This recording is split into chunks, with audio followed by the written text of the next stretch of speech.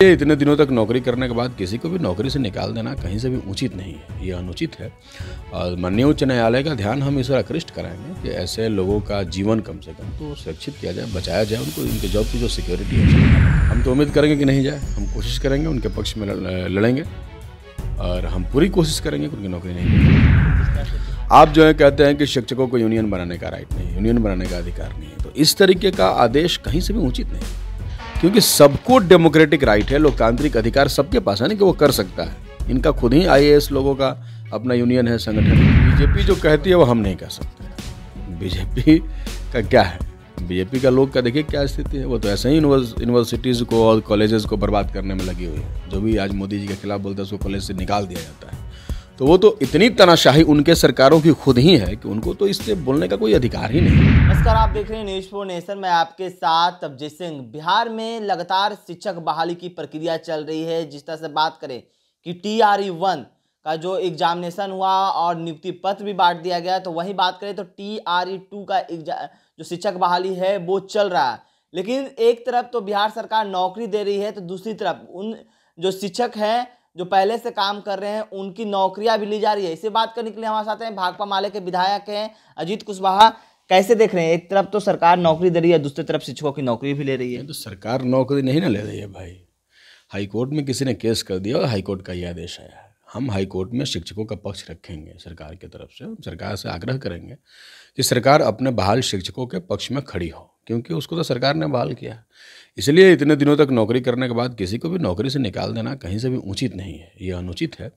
और माननीय उच्च न्यायालय का ध्यान हम इस पर आकृष्ट कराएंगे कि ऐसे लोगों का जीवन कम से कम तो सुरक्षित किया जाए, बचाया जाए, उनको उनके जॉब की जो सिक्योरिटी है उसका ख्याल रखा जाए। तो क्या हाईकोर्ट के खिलाफ बिहार सरकार जाएगी और याचिका फिर से? हाँ बिल्कुल, हमारे पास ये अधिकार है कि हम जा सकते हैं किसी भी डिसीजन के अगेंस्ट में, तो हम अपने उस अधिकार का इस्तेमाल क्यों नहीं करेंगे। तो जो शिक्षकों की कहा जा रहा है कि बीएड वाला है इसलिए उनको नौकरी जा रहा है, तो उन शिक्षकों की नौकरी नहीं जाएगी? हम तो उम्मीद करेंगे कि नहीं जाए। हम कोशिश करेंगे, उनके पक्ष में लड़ेंगे और हम पूरी कोशिश करेंगे कि उनकी नौकरी नहीं जाए। लेकिन जिस तरह से बिहार में लगातार शिक्षक बहाली की जा रही है, TRE-1 का जो एग्जामिनेशन हुआ उसमें नियुक्ति पत्र भी दे दिए गए, 1,22,000 नियुक्ति पत्र बांटे गए, जिसमें अभी तक 90,000 ज्वाइनिंग किए गए। लेकिन TRE-1 में अभी भी पेच फंसा हुआ है। सप्लीमेंट्री रिजल्ट की काफ़ी छात्र हैं जो मांग कर रहे हैं और अभी तक दिया नहीं गया। और TRE-2 का एग्जाम भी चल रहा है। हम लोगों ने तो अपने पार्टी की तरफ से पत्र लिख करके माननीय मुख्यमंत्री जी को और शिक्षा विभाग को अवगत कराया है कि जो भी पूरक रिजल्ट हैं या ये उसको तुरंत जो है जारी किया जाए। तो वो उसको संज्ञान में लिया है। हम उम्मीद करते हैं कि कुछ दिनों में उसको जारी किया जाएगा। लेकिन आयोग के द्वारा भी कहा गया था कि जारी किया जाएगा, तो अभी तक नहीं किया गया। तो क्या लगता है कि सिर्फ बातें घुमाया जा रहा है या कुछ सीट को वैकेंट नहीं, अब आयोग बातें क्यों घुमाएगा, उसको जारी किया जाएगा। जो भी सीट वैकेंट रहता है, जो बैकलॉग हो जाता है, उस पर फिर आगे बहालियाँ होती हैं। ये तो परिपाटी रही है पहले से भी। तो जो बैकलॉग रहेगा उस पर फिर से बहाली होगी, इसमें क्या दिक्कत है। क्या लगता है जिस तरह से TRE-1 में काफ़ी सीट वैकेंट रह गए, 1 लाख समथिंग 1.5 लाख तक समथिंग वैकेंसी TRE-1 में निकाला गया था, तो काफ़ी सीट वैकेंट रह गया। तो क्या लगता है TRE-2 में फुलफिल रिजल्ट आएंगे? किसी भी नौकरी में 100% सीट फुलफिल नहीं होते हैं। कई लोग ज्वाइन नहीं करते हैं, कई लोग किन कारणों से नहीं आते हैं, कुछ किसी कारण से नहीं, तो बैकलॉग रहता है। तो जो भी सीटें बच जाएंगी, जैसे 1,20,000 पद में बहाली निकला और अगर 90,000 लोगों ने ज्वाइन कर लिया, तो उसमें जो भी सीटें बची हैं वो नेक्स्ट टाइम जुड़ जाती हैं। जब बहालियाँ निकलेंगी तो उसमें जोड़ दिया जाएगा और सबको ये कर दिया। लेकिन TRE-1 में तो काफ़ी इल्जाम लगा था कि सरकार है जो सीट वैकेंट रखने के लिए इस तरह से रिजल्ट कम दिए। तो क्या लगता है अरे वो सब आरोप प्रत्यारोप तो इसका काम ही है, लगता ही रहता है। लेकिन जानबूझ करके क्यों, अगर कोई आपको सीट पर बहाली निकाला तो क्यों रिजल्ट कम देगा। रिजल्ट तो पूरा देगा ही ना देगा, नहीं तो उतना पद पर निकालने की आवश्यकता ही क्या थी। इसलिए ऐसी बात नहीं है, इतना नकारात्मक नहीं सोचा जाए। अगर ये बहालियाँ हो रही हैं तो इससे बिहार को फ़ायदा ही होना है। तो और भी आने वाले समय में सरकार ने कहा ही है, या BPSC ने, शिक्षा विभाग ने भी कहा कि आने वाले दिनों में और भी बहालियाँ निकलेंगी तो उसमें सब ऐड हो जाएगा। शिक्षा विभाग के अपर मुख्य सचिव KK पाठक लगातार नए फरमान जारी कर रहे हैं, जिसको लेकर काफ़ी किरकिरी, सरकार की किरकिरी भी हो रही है। अब भारतीय जनता पार्टी भी सवाल खड़े करने लगा है, कह रहे हैं कि KK पाठक जो हैं वो बिहार के मुख्यमंत्री नीतीश कुमार के चहेते हैं, इसलिए वो इस तरह के फरमान लाते हैं और उन पर कार्रवाई नहीं होता है। नहीं, आप लोगों ने भी बोला है। हाँ देखिए, कोई भी अधिकारी, उनके अधिकार लिमिटेड हैं, सीमित अधिकार हैं। वो अपने अधिकारों का अतिक्रमण अगर करेंगे तो उस पर बातचीत तो होगी। आप जो है कहते हैं कि शिक्षकों को यूनियन बनाने का राइट नहीं है, यूनियन बनाने का अधिकार नहीं है, तो इस तरीके का आदेश कहीं से भी उचित नहीं है, क्योंकि सबको डेमोक्रेटिक राइट है, लोकतांत्रिक अधिकार सबके पास है ना कि वो कर सकता है। इनका खुद ही आईएएस लोगों का अपना यूनियन है, संगठन है। शिक्षकों का संगठन क्यों नहीं होगा?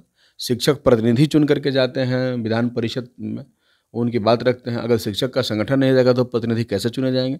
तो ये कई सारे सवाल हैं। ये डेमोक्रेटिक एनार्किज्म ये एस्टेब्लिश करने का कोशिश कर रहे हैं, तो यह अराजकता ठीक नहीं है। बल्कि ये देश लोकतांत्रिक देश है, कोई राजतंत्र नहीं चल रहा है कि राजा का आदेश हो गया, किसी को घर से बाहर नहीं निकलना है तो सब लोग घर में रहेंगे, ऐसा कुछ नहीं होना है। हम यहाँ पे कोई राजा नहीं है, सब लोगों को जनता ने चुन करके भेजा। इसलिए जनता के लोकतांत्रिक अधिकारों का ख्याल भी रखना एक सरकार का, एक लोकतांत्रिक सरकार की जिम्मेदारी है। इसलिए हम समझते हैं कि ये डिसीजन उनका सही नहीं है। लेकिन आप लोग तो लगातार सवाल खड़े कर रहे हैं के पाठक पर, लेकिन बिहार के मुख्यमंत्री उन पर कार्रवाई क्यों नहीं कर रहे हैं? बीजेपी तो यही कर रही है कि चहेते हैं, इसलिए उन पर कार्रवाई भी नहीं हो रहा और इस तरह का फरमान जारी करते हैं। बीजेपी जो कहती है वो हम नहीं कह सकते।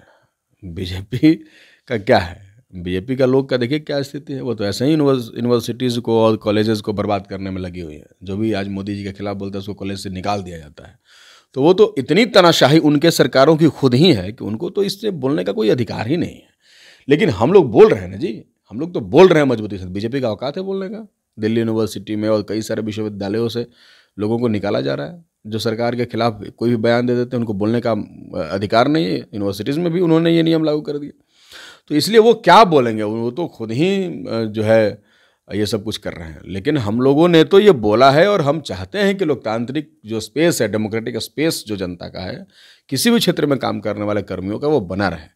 मुख्यमंत्री जी इस पे कार्रवाई क्यों नहीं कर रहे हैं तो मुख्यमंत्री जी बताएंगे, तो हम नहीं बता सकते। लेकिन महागठबंधन के कई घटक दल हैं जो इस के पाठक के खिलाफ मोर्चे खोले हुए हैं, लेकिन जदयू के तमाम जो नेता हैं साथ दिख रहे हैं के पाठक के। तो इसको कैसे क्या करना है? सरकार तो ये तो वही लोग बताएंगे कि क्यों वो चुप है। चुप तो नहीं रहना चाहिए, चुप्पी खतरनाक होती है। अगर लोकतंत्र को ख़त्म किया जा रहा है और कोई किसी अधिकारी के द्वारा इस तरीके से डेमोक्रेटिक संस्थाओं को डिमोलिश किया जा रहा है, तो इस पर चुप रहना तो ये उचित बात नहीं है। अब वो क्यों चुप है ये तो वही बताएंगे। तो क्या कुछ कर रहे थे भाकपा माले के विधायक अजीत कुशवाहा? आपने सुना जिस तरह से शिक्षक की जो नौकरियां जारी है उसको लेकर, और वहीं के पाठक को लेकर क्या कुछ कहा आपने सुना। तमाम खबरों न्यूज़ के साथ। नमस्कार।